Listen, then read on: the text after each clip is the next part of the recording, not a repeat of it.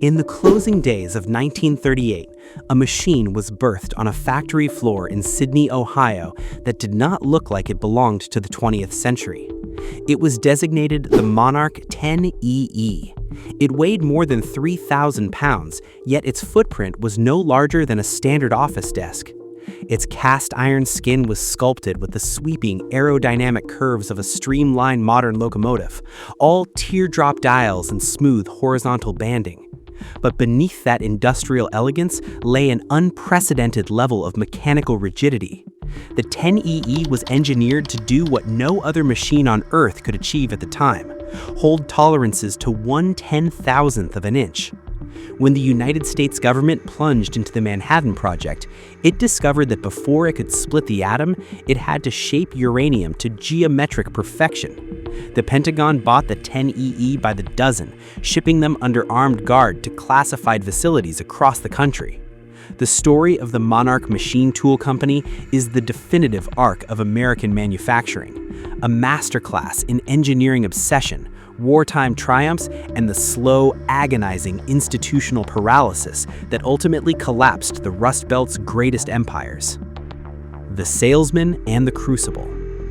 Monarch did not begin as an innovator.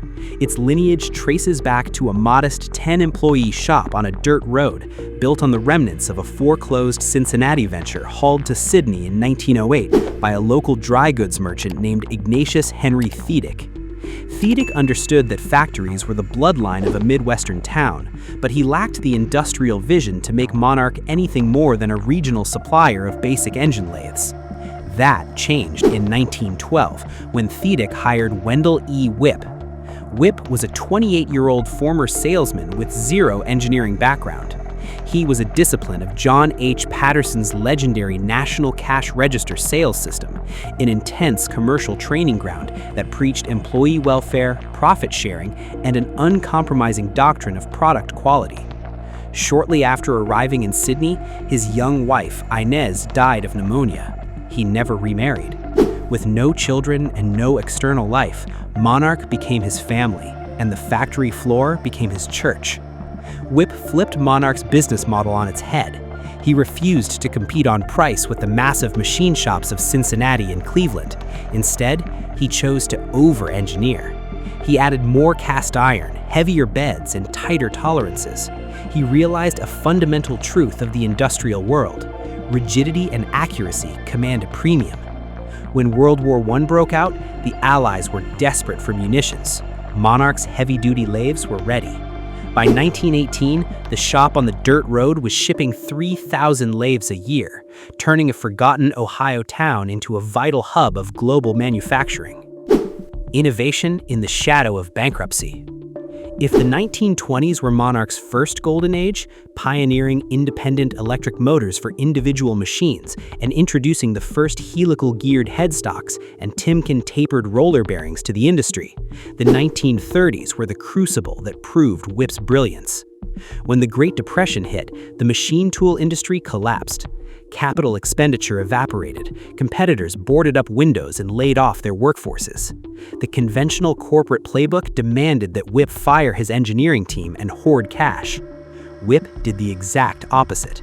He cut his own salary by a third and kept his engineers on the payroll, tasked with a single directive: design the future while the factory floor sits silent. Out of that desperate economic starvation came a cascade of innovations that defined modern machining. The Monarch Keller form turning machine, 1930, a tracer lathe using a physical stylus to automatically replicate complex shapes, unlocking the die sinking and mold making industries. The Magnamatic, 1933, the industry's first dedicated high production automatic lathe. Flame-hardened and ground beds, 1937, a patented metallurgical process that prevented wear on the lathe's ways, ensuring the machines could maintain precision for decades. This audacious gamble meant that when the economy recovered, Monarch didn't just have inventory, they held a monopoly on cutting-edge technology. The 5-generation chassis. The pinnacle of this era was the 10EE. To achieve its continuous, infinitely variable spindle speeds, Monarch's engineering team refused to rely on standard gears and belts. The machine's drive technology became a living museum of electrical engineering. 1939, Sunstrand hydrostatic drive. 1941, Reliance motor generator set. 1949, WID, works in a drawer vacuum tubes. 1960, solid-state module drive. 1995, fully solid-state AC inverter. The 1949 works in a drawer system utilized massive glowing thyrotron rectifier tubes housed in a slide-out chassis beneath the tailstock. It gave the 10EE the eerie aesthetic of a mid-century sci-fi laboratory, converting alternating current to variable direct current with zero mechanical vibration. The underlying cast iron architecture was so structurally perfect that decades later machinists could send a 1942 10EE frame back to the factory to be retrofitted with a modern 7.5 horsepower AC inverter drive without altering the original housing. Total War and the Industrial Family. When the United States entered World War II, Monarch became an indispensable weapon. The facility expanded to 200,000 square feet, and production exploded to a staggering 8,116 lathes in 1942 alone. With the draft draining the local labor pool, Whip made a radical social move. He hired hundreds of women to build heavy industrial machinery. Despite fierce pushback from veteran male machinists who cited the dangers of flying steel chips and molten iron, Whip forced the integration from the top down.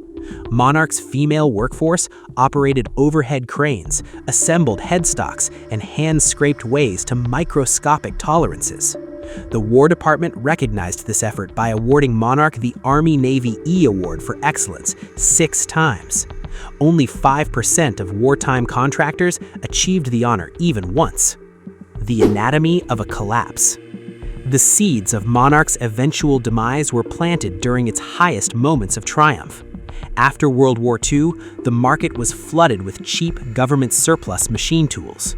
Monarch adapted initially, stunning the 1955 National Machine Tool Builders Association show by demonstrating a modified Model 1000E featuring a hybrid tracer numerical control, the world's first public demonstration of a CNC lathe. They diversified, buying up companies globally and expanding their physical footprint to a massive 13-acre complex. But the corporate culture was decaying. In 1957, Wendell Whip tragically drowned in a boating accident at the company's employee rod and gun club.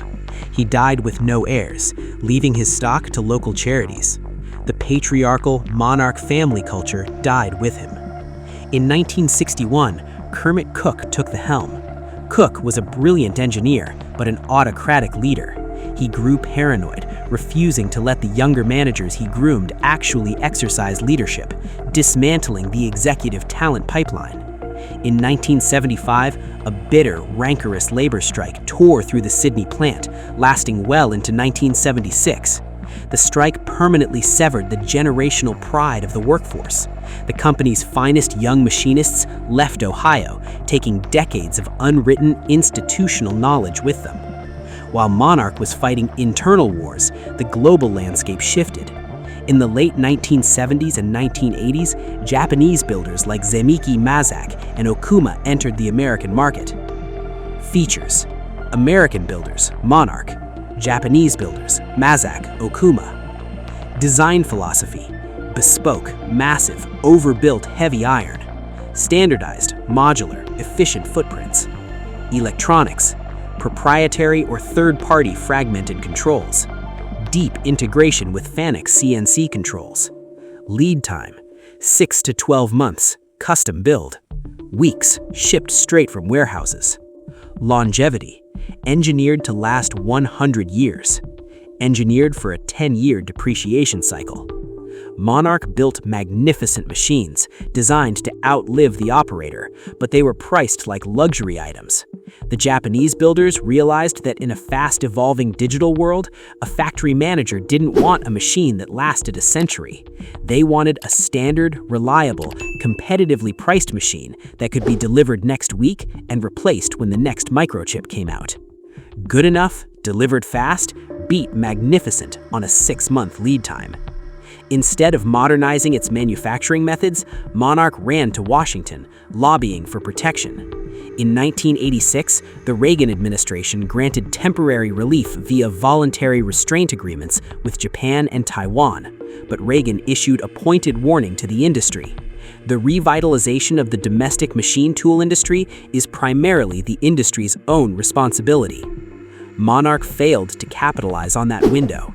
Hemorrhaging cash, burdened by an oversized, aging factory footprint, and severed from its innovative roots, the corporate entity fractured, sold off piece by piece until the grand Sidney complex was largely silenced. The ghost in the machine. The Monarch Machine Tool Company as an industrial titan is gone, a casualty of cultural stagnation